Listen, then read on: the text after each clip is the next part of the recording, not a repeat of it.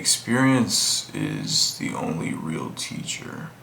When we have, what I mean by this is that when we have professors or people or teachers or books or whatever vessel through which we first attain information, none of it is truly actually learned. None of it is internalized within our head. Rather, the experiences that we would have relating to that information is actually what we would truly internalize.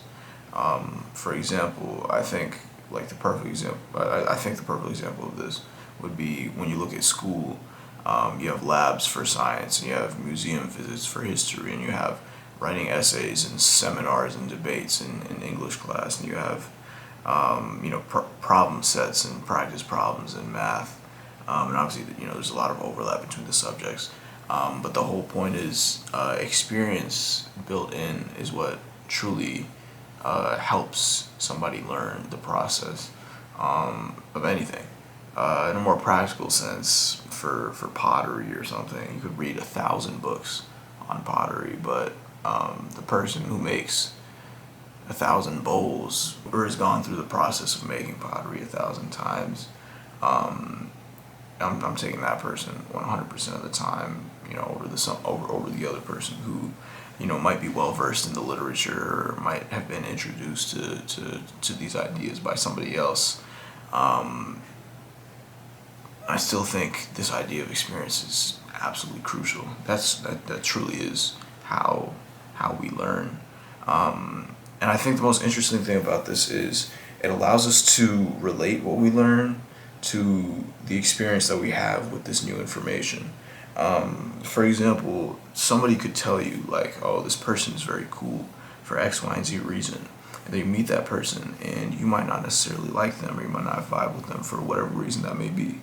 And because of that, the perception that you have, regardless of the external information that your friend might have told you about this new person, that is secondary to the experience that you had with that person for the first time.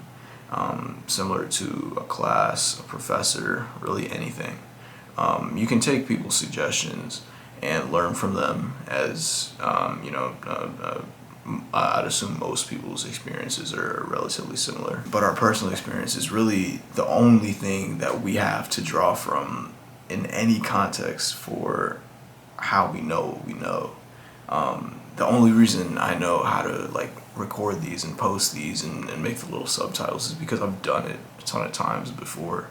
I'm sure there can be somebody telling me what to do, but if I don't know exactly where to click or if I don't know the exact process, then it would still take me a ton of time in order to figure everything out. So I think how I'm going to attempt to live my life moving forward is gaining as much experience as possible. And I know that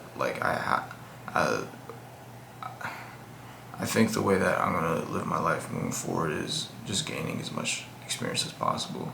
I know that I have a lot of experience in a professional setting, but I don't have a lot of experience in different settings in general.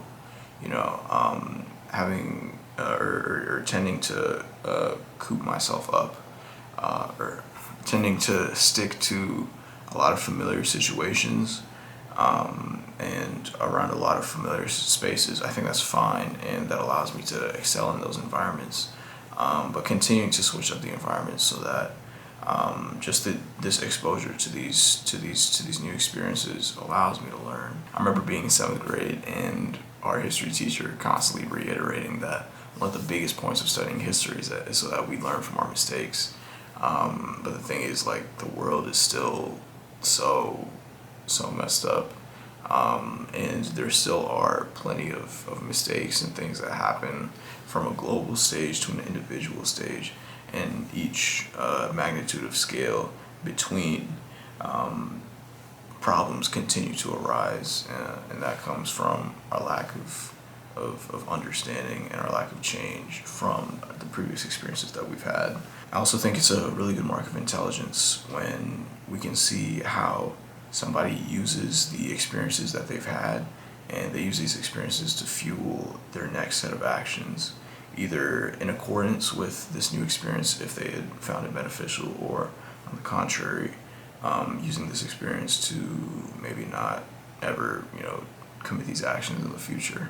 I think that's a good mark of intelligence. And if I think somebody were to continue with similar experiences over and over and over again without the thought or without the effort put forward to try to become better or try to switch things up or try to gain new experiences, that's a lack of learning and thus a lack of intelligence.